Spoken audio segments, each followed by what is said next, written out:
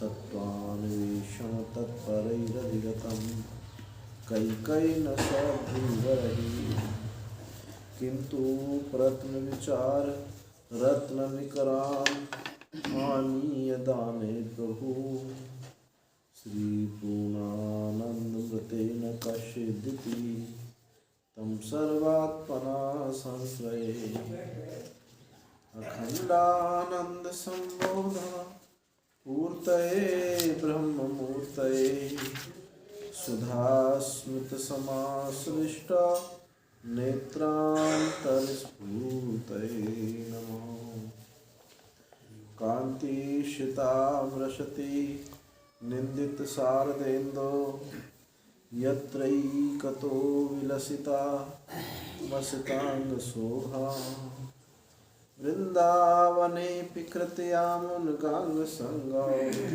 राधा मुकुंद युगलम तदहं नमामि राधा मुकुंद युगलम तदहं नमामि ओम पार्थाय प्रतिबोधितां भगवता नारायणेन स्वयं व्यासेन ग्रथितां पुराणं मध्ये महाभारतम् अद्वैतामृतवर्षिणीं भगवती अष्टादशाध्यायिनी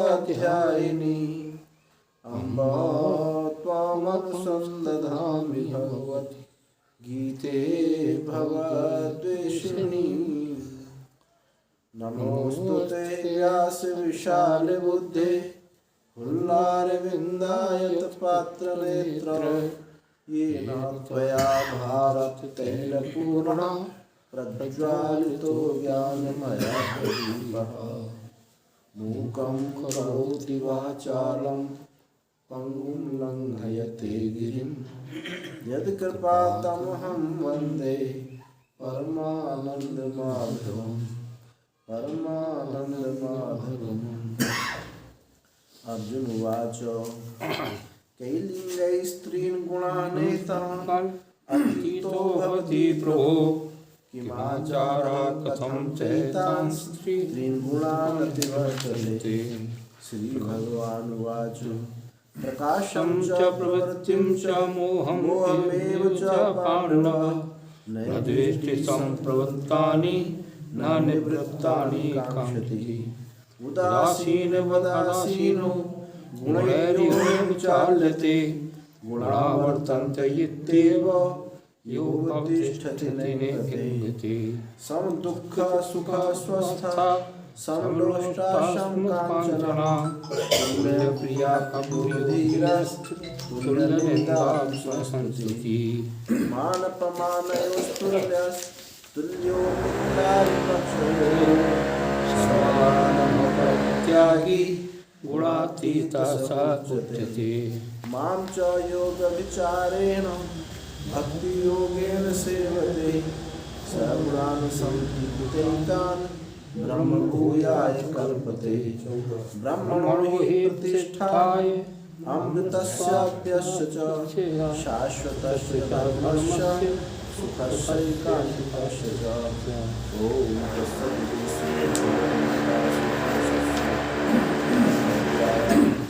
योगशास्त्रे श्रीकृष्णार्जुन संवादे गुणत्रय विभाग योगो नाम चतुर्दशोऽध्यायः।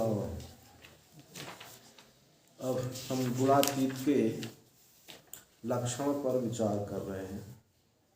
अर्जुन ने पूछा कि हे प्रभु, किन गुणों के द्वारा मैं जानूं कि ये गुणातीत हुआ, इन गुणों से ऊपर उठ चुका है। मैं ऐसे कौन लक्षण हैं, ऐसे कौन चिन्ह हैं जिनसे मैं जानूं ये गुणातीत है। और ये गुणातीत का आचार कैसा होता है। और तीसरा प्रश्न पूछा, इन तीनों गुणों से अतिक्रमण कैसे होता है। इन तीन प्रश्नों के उत्तर के लिए भगवान ने गुणातीत के लक्षण बताए। देखो, लक्षण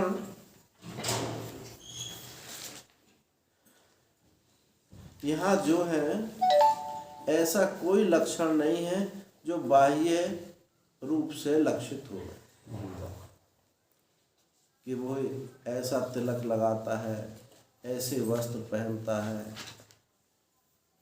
ऐसी माला पहनता है, ऐसा बाह्य लक्षण कोई भी नहीं है। और ऐसा भी नहीं है कि जैसे ये तो बहुत स्थूल लक्षण है, ऐसा भी नहीं है कि ये इसके जीवन में नियम है, ये इस नियम से रहता है, ये सद्गुण वाला है, इसमें ये गुण है, इस नियम से रहता है, ऐसा भी कोई लक्षण यहाँ नहीं बताया। सारे लक्षण जितने भी हैं वो सब स्वसंवेद्य हैं। अब जो स्वसंवेद्य है हम ही जान सकते हैं, तो फिर ऐसे लक्षण बताने से फायदा क्या? क्योंकि लक्षण दूसरे के हम देख सकें, दूसरे में देखें तभी तो हम लक्षण समझें। और यहाँ जो बताया है सब स्वसंवेद्य बताया है, तो हम कैसे अपने में इनको समझ पाएंगे, ये प्रश्न आता है। तो देखो, जो तत्ववेत्ता में स्वसिद्ध है, जो स्वसिद्ध है, उन स्वसिद्धता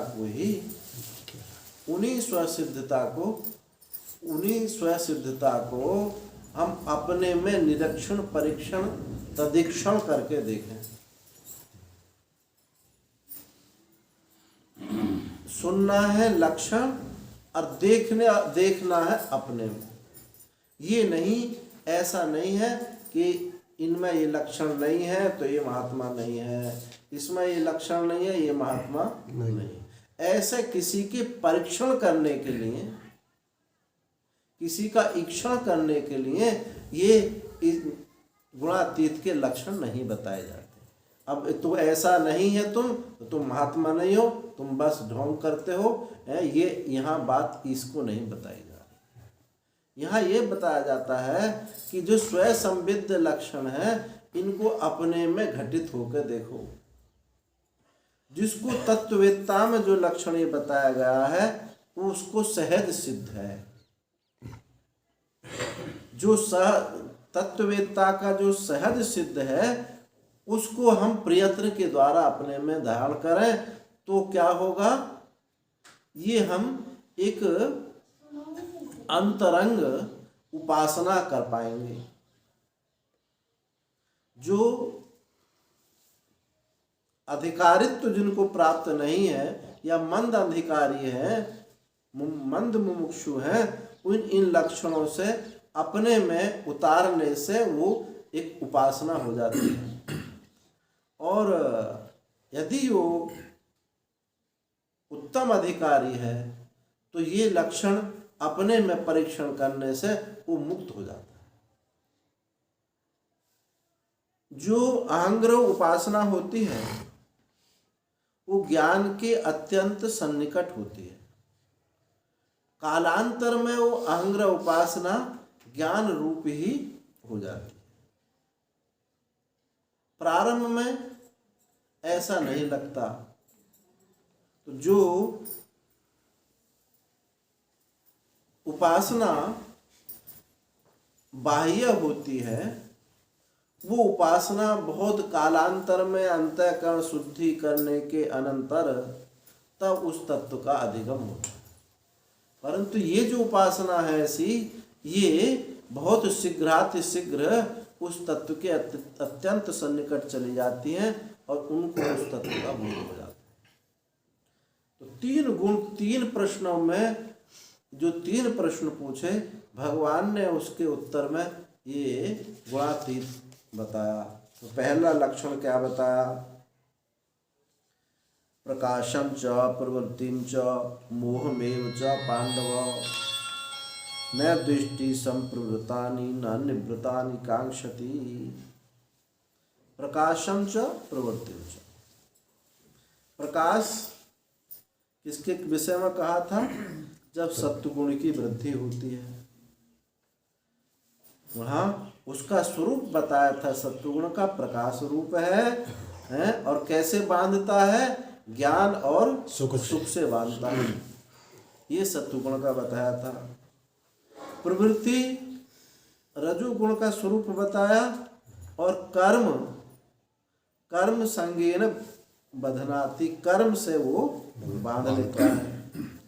और तमोगुण का लक्षण बताया कि मोह रूप है, अज्ञान रूप है, वो आलस्य निद्रा प्रमाद से बांधता है। तो यहाँ प्रकाश जब हम कहेंगे तो प्रकाश के साथ आने वाले बहुत सारी चीजों सबको हमको ले लेना चाहिए।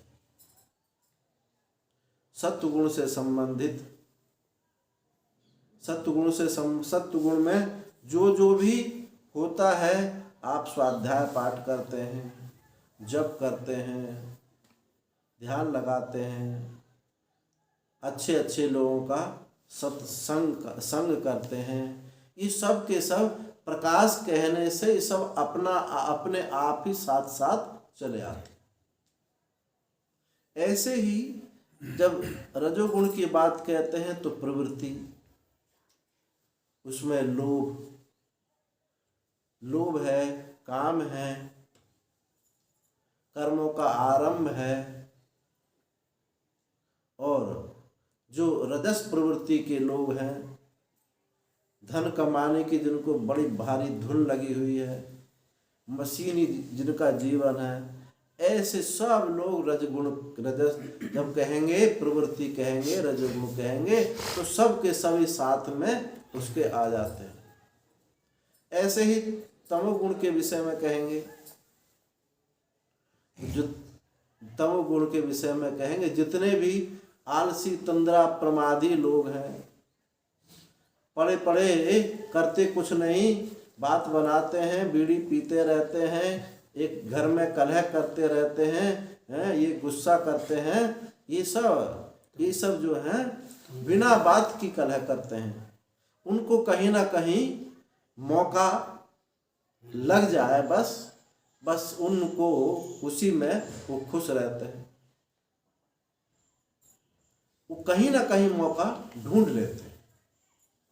एक जने थे, उनका स्वभाव था बस घर में कलह करना, रोजाना पत्नी से उनको लड़ाई करना था, कोई ना कोई मौका ढूंढ लेते थे। तो किसी ने कहा कि अपने पति को तुम खुश रखो, जो चाहे वो सो करो।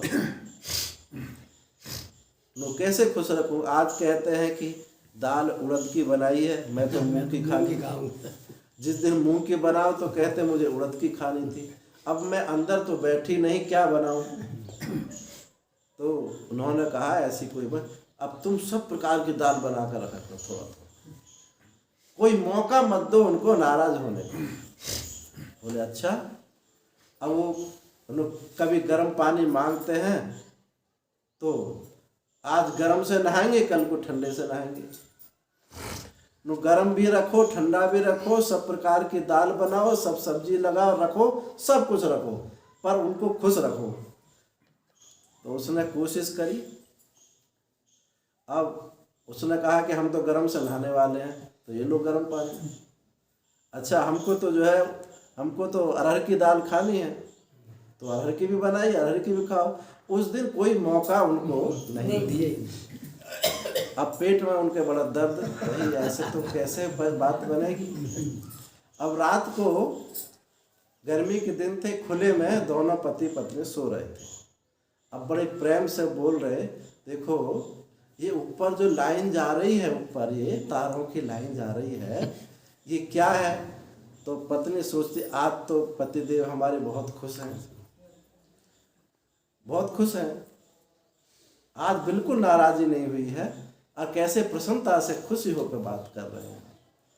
तो उन्होंने कहा, पत्नी बड़े खुशी में बताने लगी, ये जो है ये आकाश मार्ग है, यहाँ देवता लोग रथों पर चलते हैं, ये रथों पर चढ़ करके देवता जाते हैं।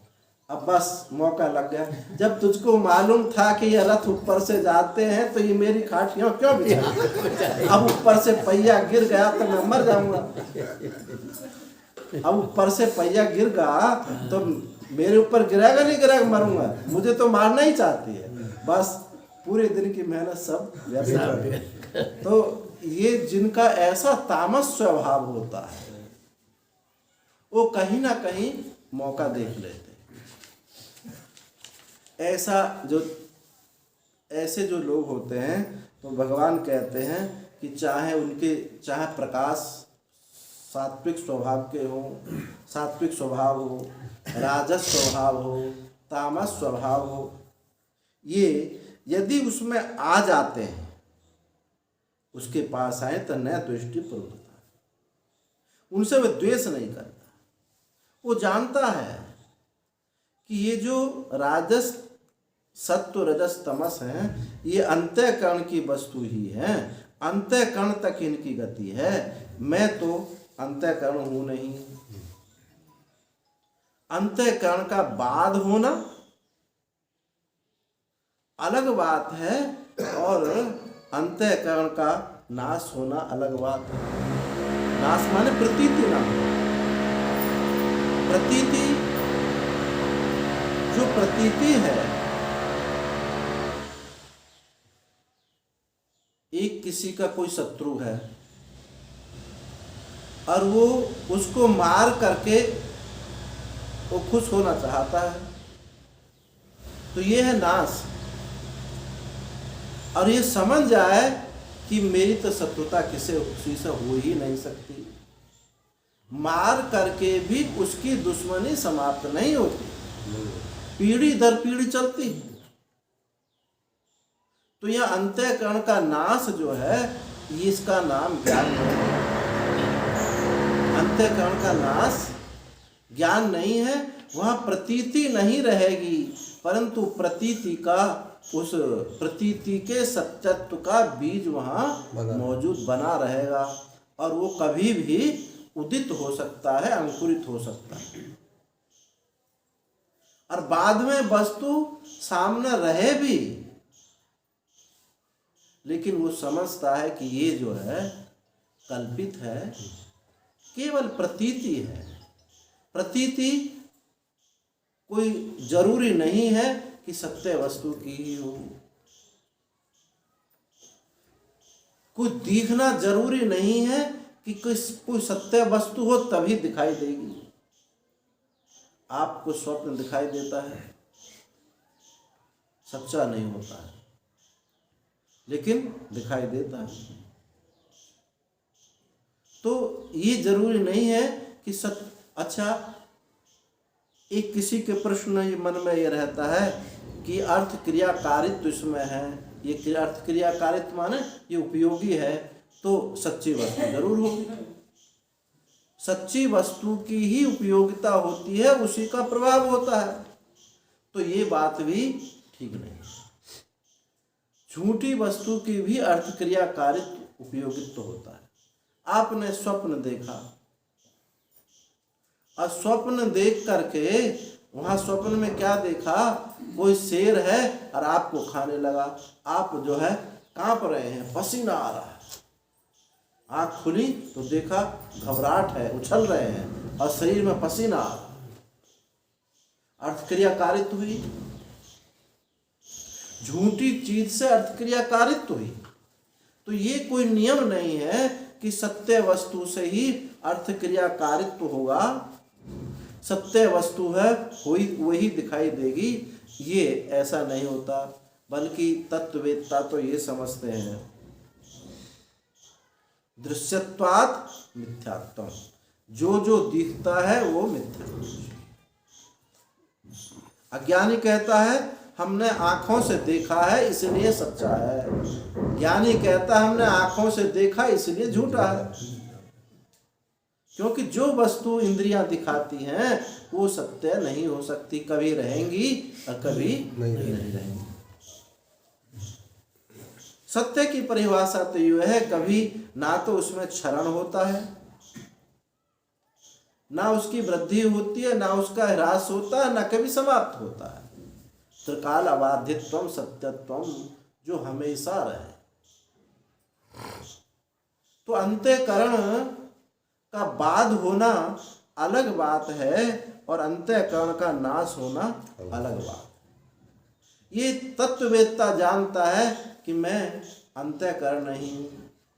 ये ज्ञान और अज्ञान, ज्ञान भी अंतःकरण में रहता है और अज्ञान भी अंतःकरण में रहता है। दोनों ज्ञान भी तभी तक है जब तक अज्ञान की सत्ता है, और जब अज्ञान की सत्ता निवृत्त है तो ज्ञान भी निवृत्त है। वो फिर अधिष्ठानत्व रूप से, अधिष्ठान रूप से, स्वरूप रूप से विद्यमान रहता है, वृत्त्यात्मक नहीं रहता। वृत्ति रूप में जब भी वृत्ति है वो अंतःकरण की वृत्ति है। जो वृत्ति है और जो बाहर दृश्य है, ये दोनों दो चीज नहीं है। बोले नहीं, हमारे अंतःकरण में जो वृत्ति है वो दूसरी चीज है और जो बाहर दृश्य है ये दूसरा है। ये भ्रांति से हम देखते हैं। सामने रखा हुआ एक कुर्सी, आपकी वृत्ति बनी तो आपने कुर्सी देखी, या कुर्सी दिखी तो आपकी वृत्ति बनी। दोनों तरफ से देखो। तो जिस काल में आपने वृत्ति बनी उसी काल में कुर्सी दिखी, और जिस काल में कुर्सी दिखी उसी काल में वृत्ति बनी। ये एक दूसरे के दोनों परिच्छेद्य परिच्छेदक हैं। गैया को दोहन करता है, कब तक दोहन करता है? जब तक बैठता है तब तक गाय दूही जाती है, जब तक दूही जाती है तब तक बैठता है। ये दृश्य प्रपंच ये जब ही दिखाई दे रहा जब वृत्ति है। तो जो वृत्ति देश है और जो विषय देश है, वृत्ति देश और विषय देश, ये दो देश नहीं है। वृत्ति काल और विषय काल ये दो काल नहीं है। जब दो काल ना हो के एक काल है, दो देश ना हो करके एक देश है, तो दो चीज नहीं हो सकती। दो चीजों का एक काल, दो चीजों की एक स्थान, वो संभव नहीं है। तो क्या सिद्ध हुआ कि दृश्य प्रपंच जो है ये आपका वृत्ति रूप ही है, वृत्ति से भिन्न नहीं है। ये सारी जो वृत्ति हैं अंतःकरण में ही होती है, अंतःकरण में ही होती है। एक वृत्ति दूसरे वृत्ति को मारती है। असत्ये वर्त्मनि स्थित्वा निरूपायम उपायते आत्म कारणात् विदमो गुण वृत्त्या विबोधिता। असत्य मार्ग में हो करके ही ये निरूपाय वस्तु को प्राप्त होती है। असत होकर के ही ऐसी वस्तु की प्राप्ति करा देती है जो इस वृत्ति से परे है। कैसे कराती है? असत से असत को मारती है, असत को मारता है और बचा हुआ जो अवशिष्ट है। वेदांतों की ये महिमा है कि मारने वाला, मारे जाने वाला, अब मारने का हथियार, मार कारण, ये तीनों तीन चीज, ये तीनों तीन चीज नहीं है, ये एक ही है। भ्रांति से तीन चीज दिखाई देती हैं और जब ये भ्रांति टूट जाती है तो तीनों तीन चीज ना होकर के ये एक ही चीज है। आत्म कारणात् विद्मो, वो आत्म स्वरूप से ही ये जो है उसकी सत्ता से ही ये अज्ञान वृत्ति, ज्ञान वृत्ति अज्ञान वृत्ति को समाप्त कर देती है।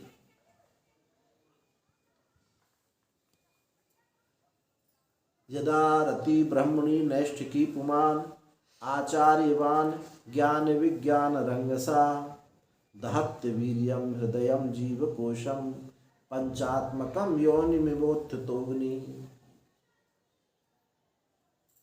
यदा रति ब्रह्मणि नैष्ठिकी पुमान, जब उस ब्रह्म को उस साधक को जब ब्रह्म में निष्ठा होती है, किसको निष्ठा होती है? आचार्यवान ज्ञान विज्ञान रंगसार। एक तो गुरुदेव की शरण में गया हूं, विवेक वैराग्य से जिज्ञासा से परिपूर्ण हो, उसको जब ये रति होती है, निष्ठा होती है ते ब्रह्म में, दहत्य वीर्यम हृदयम जीव कोशम। तो ये दहत्य वीर्यम हृदय जीव कोश को ये ध्वंस कर देता है। कैसे करता है? जैसे एक लकड़ी से लकड़ी के ढेर में जब आग जलाई जाती है तो सबको जलाती है और स्वयं भी जल जाती है। ऐसे ही ये जो गुणवृत्त्या विबोधिता, गुण, यही गुणवृत्त्या है उसका कि अज्ञान को वो ध्वंस कर देती है। और वो निरुपाय वस्तु को, जहाँ इनकी कोई गति नहीं है, कोई वृत्ति की गति नहीं है, ऐसी वस्तु का बोध करा करके स्वयं वो भी दग्ध हो जाती है।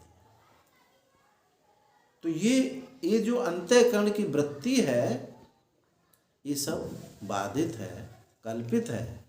तो वो जो तत्ववेत्ता है वो प्रकाश रूप में, यानी सत्वगुण के समस्त कार्य, रजोगुण के समस्त कार्य, तमोगुण के समस्त कार्य, इनके प्रवृत्त होने पर अपने को प्रवृत्त हुआ नहीं समझता। ये समझता है ये अंतःकरण की वस्तु है, गुणों का कार्य है, गुणा गुणेषु वर्तन्ता इति मत्वा न सज्जते। गुण गुणों में वर्त रहे हैं, मेरा इनके साथ कोई लेना नहीं, कोई लेना देना नहीं। तो न द्वेष्टि, ये मेरे में आ रहे हैं ऐसा द्वेष नहीं करता। ऐसा कब होगा? जब आप अपने आत्म स्वरूप में स्थित हैं, तभी इन गुणों की चोट से आप तिलमिलाते नहीं। जो साधक है वो इसका आत्म कारणाद विद्मो, इस आत्म कारणों को लेकर के ये विचार करता है, अभ्यास करता है कि मैं तो शुद्ध बुद्ध मुक्त ब्रह्म हूँ, है, मुझे ये रजोगुण तमोगुण आदि ये नहीं सता सकते, मैं इनका प्रकाशक हूँ, इनके द्वारा प्रकाश्य नहीं हूँ। इस प्रकार विचार करके वो इनसे छूट जाता है। जो जान लेता है, समझ लेता है कि ये नहीं है, वो निर्द्वंद है। जो इनको रोक करके सुखी होता है वो किसी काल में किसी वस्तु में सुखी होता, किसी काल में किसी वस्तु के दायरे में रह करके अपने को निर्भय समझता है, सुखी समझता है। पर ये जो जान लेता है कि ये है ही नहीं, तो वहाँ हर देश में हर काल में वो सुखी है।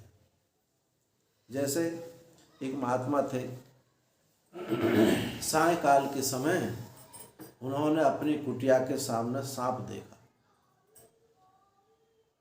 तो उन्होंने क्या किया, कुटिया बंद कर ली और कहीं भी जो छोटा मोटा छेद था सब में वो बंद कर दिया सब, और बिल्कुल निर्द्वंद होकर के सो गए। लेकिन सुबह 4 बजे शौच डोल डाल के लिए उठे तो तुरंत उनको वृत्ति याद में सांप पड़ा था, फिर भयभीत हो गए। एक ऐसे लोग कौन हैं, इनको हम योगी कहते हैं। वृत्ति का निरोध कर लिया, वृत्ति के निरोध करने पर फिर उस समय कोई दुख, कोई भय, कोई शोक कुछ नहीं रहता। देवम जह्यात समाधिना, कृपया भूतजम दुखम दैवम जह्यात समाधिना। कृपा से भूतज दुख को, कृपया भूतजम दुखम, कृपा करके उनका जो होने वाला दुख हल्का हो जाता है, और समाधि में तो उसकी प्रतीति नहीं होती। एक ऐसे हैं, एक ने कहा अरे भाई सांप है, लाओ डंडा लाओ, मार दो उसको, और बिना देखे और उसको खूब कूट दिया। बोले अब तो मर गया, अभी हिलता डुलता नहीं, वो भी सो गया। लेकिन चित्त में ये रहा कि तुमने देख तो लेते भाई कि मरा है जिंदा है, ऐसा तो नहीं कि जिंदा ही रह गया। एक तीसरे हुए, उन्होंने कहा अरे पहले देख तो लो सांप है भी या नहीं है। उन्होंने टॉर्च जलाई और देखा सांप है, तो सांप नहीं है, वहाँ रस्सी है। अब वह ना उन्होंने कोई डंडा चलाया है, ना कोई अपनी कुटिया का छेद बंद किया है, और बस निर्द्वंद होकर के सोए। तो जिसने बाध कर दिया है, जिसने बाध कर दिया है, वो हर क्षण हर काल में हर देश में निर्द्वंद है, अभय है। जिन्होंने उस गुणों को रोका है कि मेरे अंदर नहीं आने पाए, तो उनको भय बना रहता है। तो उस तत्ववेत्ता को प्रकाशम च प्रवृत्तिम च मोहमेव च पांडव, ये सात्विक उसके गुण कार्य, सात्विक गुण और उसके कार्य, रज तम इनके गुण कार्य, इनके आने पर न द्वेष्टि संप्रवृत्तानि, इनके प्रवृत्त होने पर द्वेष नहीं करता। द्वेष नहीं करता है कि ये यहाँ से चले जाए, ये मुझसे हट जाए, ऐसा उसका प्रयास नहीं है। वो हर क्षण हर परिस्थिति में अपने को मुक्त समझता है। चाहे वो चित्त में कुछ विपरीत वृत्तियां भी आ जाएं, हालांकि आती नहीं, आती हैं तो कैसे तत्ववेत्ता की कैसी वृत्ति आती हैं, कुविचार कैसे आते हैं, क्षणिक आते हैं, आए और चले गए, आए चले गए।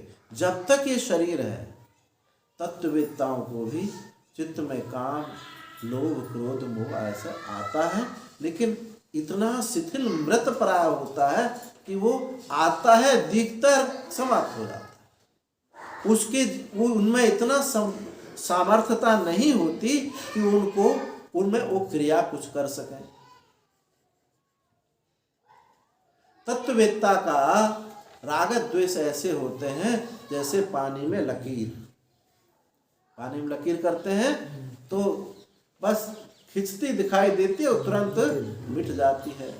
भक्त के राग द्वेष ऐसे होते हैं जैसे बालू में लकीर, हवा चली तुरंत सूख खत्म हो जाते हैं। और अज्ञानियों के, संसारियों के पत्थर में लकीर के समान है कि बस ये जो हमने मान लिया, पीढ़ी दर पीढ़ी मानते रहे। ऐसा। और तत्ववेत्ता का और दूसरे ढंग से समझें, तत्ववेत्ता का जो व्यवहार है ऐसा होता है जैसे एसी करंट कैसे चलता है, ऐसे झटके देता है। और डीसी करंट कंटिन्यू चलता है, डायरेक्ट चलता है, बस वहीं को वहीं, वो उसमें कोई गैप नहीं है। विषय आया, व्यवहार हुआ, अब तत्क्षण ही है उससे एकदम असंगता हो गई। व्यवहार में रस नहीं लेता, उसके साथ चिपक नहीं जाता, और वो 1 दिन 2 दिन 3 दिन तक उसकी चर्चा नहीं, उस चर्चा सामने आई और बस थोड़ी देर में उससे एकदम उपराम हो जाता है। कबहू की व्यवहार में विस्मृत ज्ञानी संत, एक विचार सागर कर दिया। अज्ञानी विस्मृत ही रहे, अज्ञानी तो विस्मृति रहता है, लेकिन तत्ववेत्ता बस थोड़े से इशारे पर एकदम वहां सावधान हो जाता, क्योंकि ये प्रतीतियां जो हो रही हैं, ज्ञान का इनसे कोई लेना देना नहीं। प्रतीतियां ये अंतःकरण की हैं, इंद्रियों का भास है। जब तक ये इंद्रियां रहेंगी तब तक उनका भास होता रहेगा। यदि कोई कहे कि मैं प्रतीति को मिटा दूंगा तो उसको समझ ही नहीं हुई। क्यों समझ नहीं हुई है? प्रतीति को तुमने सच्चा समझा और फिर उसको मिटाना चाहते हो। सच्ची है और फिर मिटाते। और जिसने समझा कि ये है ही नहीं, प्रतीति है, केवल दिखती भर है, ये होती नहीं है, तो वो प्रतीति आए और चली जाए। आप सड़क के किनारे बैठे हैं, कितनी मोटर गाड़ी आई चली गई, आपने कोई ध्यान नहीं देते कि ये इस नंबर की है, ये महाराष्ट्र से आई है, ये बंगाल से आई है, ये उत्तर प्रदेश से, कोई नहीं देखते। ऐसे ही ये आए, वृत्ति आए चली जाए।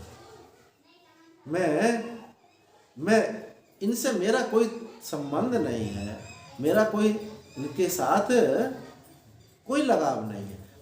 मैं तो हूँ ही, मैं अपने में ही हूँ, मैं ही मैं हूँ, दूसरा है नहीं है। मैं जागृत स्वरूप हूँ। तो जो इनके आने पर द्वेष नहीं करता है, न द्वेष्टि संप्रवृत्ता, इनके प्रवृत्त होने पर द्वेष नहीं करता। क्योंकि द्वेष किसके साथ करेगा? जो वस्तु सच्ची होती है, सच्ची मानते हैं, उन्हीं के साथ हम द्वेष करते हैं। और जो जिससे हमारा संबंध नहीं रहा है, जिससे हमारा राग नहीं रहा है, जिसको हमने सच्ची नहीं समझी है, उससे द्वेष नहीं होता। जिससे राग होता है उसी से द्वेष होता है। ये बात समझ लीजिए। जिससे राग होता है, जो तुम्हारा अत्यंत प्रिय होता है, वही आपको रुलाता है। सड़क पे जाने वाला जिसके साथ कभी कोई संपर्क संबंध नहीं है, वो आपको रुलाने वाला नहीं। कितना चाय पी पी करके अखबार पढ़ते हैं कि इतने लोग वहां मर गए, इतने लोग वहां मरते, कोई किसी को दुख नहीं होता। चाय पीते जाएंगे और देखते जाएंगे, वहां तो आज कांग्रेस प्रत्याशी को मार दिया, कुछ नहीं हो रहा आपको।